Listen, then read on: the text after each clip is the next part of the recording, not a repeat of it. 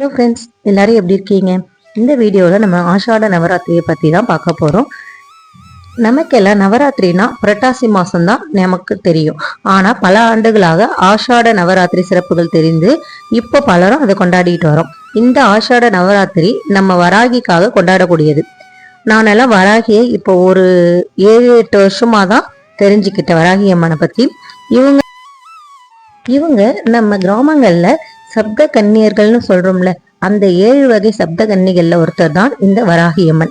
வராகி விவசாயிகளுக்கு விசேஷமாக நன்மைகளை தரக்கூடியவர். இந்த ஆணி மாதத்தில் தான் இந்த ஆஷாட நவராத்திரி கொண்டாடுகிறோம். இந்த வராகியை எப்படி வீட்டுல வழிபடலாம்னு கேட்டா, உங்களிடம் சிலையோ இல்ல படமோ இருந்தா வச்சுக்கோங்க.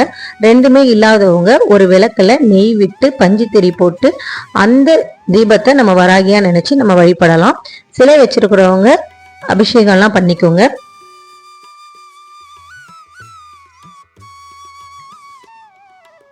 சிலை வைத்துதான் நம்ம வழிபடணும் அப்படின்னா எல்லா கடவுளுடைய சிலைகளையும் வைத்து வழிபட முடியாது. ஏன்னா முறையான அபிஷேகமும் நெய்வேத்தியமும் தினமும் வைக்கணும்.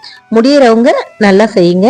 ஆசைக்கு ஆர்வத்துல வாங்கி 2 நாள் செஞ்சுட்டு அப்படியே போட்டுறக்கூடாது. நான் வீட்டுல இது வரைக்கும் போட்டோவோ சிலையோ வராகி அம்மனை வச்சது கிடையாது. கோயில்ல தான் டெய்லியுமே போய் கும்பிட்டுட்டு வருவேன். இந்த வருடம் வராகி அம்மன் திருவுருவ படம் வைத்து வழிபடலான்னு இருக்கேன்.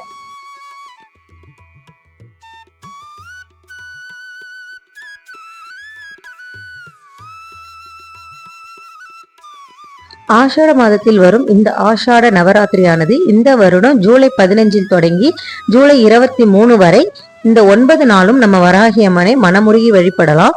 நம்ம வாழ்க்கையில இருக்கிற தடைகள் எல்லாம் நீங்கி எதிரிகள் தொல்லை குறைந்து தொழில், செல்வம், ஆரோக்கியம் போன்றதுல நல்ல முன்னேற்றம் கிடைக்கும்.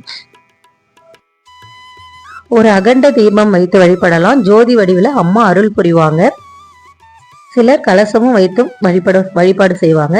உங்களுடைய விருப்பம். நீங்க எப்படி வழிபடணும்னு நினைக்கிறீங்களோ வழிபடலாம். இது எதுவுமே செய்ய முடியாதவங்க நீங்க கோயில்ல போயிட்டு வழிபடலாம்.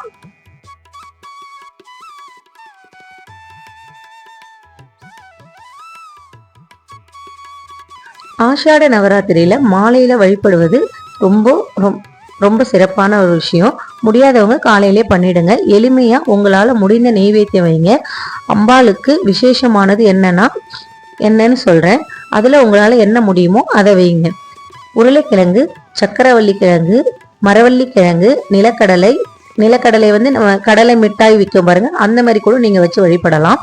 பழம் எடுத்துக்கிட்டீங்கன்னா மாதுளை பழம் ரொம்ப ரொம்ப விசேஷம். நீங்க வாழைப்பழம் கூட வச்சு வழிபட்டுக்கலாம். என்ன கிடைக்கிறதோ அதை வச்சு நீங்க வழிபடலாம், தப்பு கிடையாது.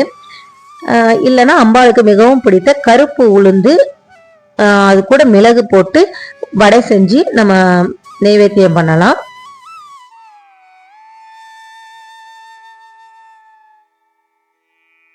என்னென்ன மலர்கள் பார்த்தீங்கன்னா மல்லி, கதம்பம், இட்லி பூன்னு சொல்லுவாங்க, அந்த பூவி நீங்க வைக்கலாம்.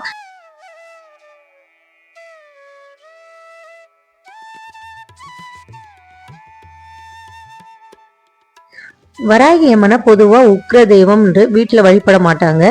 சிலர் பயப்படுவாங்க. வராகி அம்மன் எதிரிகளுக்கு தான் உக்ர தெய்வம். வழிபடக்கூடிய பக்தர்களுக்கு அவங்க தாய் போன்றவள், குழந்தை மாதிரி. அவ்வளோ அற்புதங்களை வாரி வழங்கக்கூடியவள் வராகி அம்மன். இப்பெல்லாம் எல்லாருக்குமே வராகி அம்மனை பற்றி தெரிந்திருக்கு. அதனால இதற்கு மேல எதுவும் சொல்லக்கூடியது அவசியம் இல்லைன்னு நினைக்கிறேன். இவங்களை வழிபட்டு சகல விதமான நன்மைகளையும் பெற்று வெற்றிகளையும் பெற்று தருவாள். உண்மை எங்க இருக்கோ அங்க அவ கண்டிப்பா வெற்றியை பெற்று தருவாள் இந்த வராகி. இவ்வளோ அற்புதங்கள் தரக்கூடிய வராகி அம்மனை இந்த ஆஷாட நவராத்திரியில நம்ம குடும்பங்களோடு சேர்ந்து கொண்டாடலாம். வராகி அம்மனினுடைய அருள் என்றென்றைக்கும் நிலைத்திருக்கணும் என்று நானும் வேண்டிக்கிறேன். நீங்களும் கண்டிப்பா வேண்டிக்கோங்க. வராகி அம்மனை பத்தி எனக்கு என்ன தெரியுமோ அதை நான் உங்ககிட்ட ஷேர் பண்ணியிருக்கேன். இதுல ஏதாவது தவறுகள் இருந்தால் மன்னிச்சிடுங்க. இந்த வீடியோ உங்களுக்கு பிடிச்சிருந்ததுன்னா ஒரு லைக் பண்ணுங்க, உங்க ஃப்ரெண்ட்ஸுக்கு ஷேர் பண்ணுங்க. மறக்காம நம்ம சேனலை சப்ஸ்கிரைப் பண்ணிக்கோங்க. அடுத்த வீடியோல பார்ப்போம். Bye friends.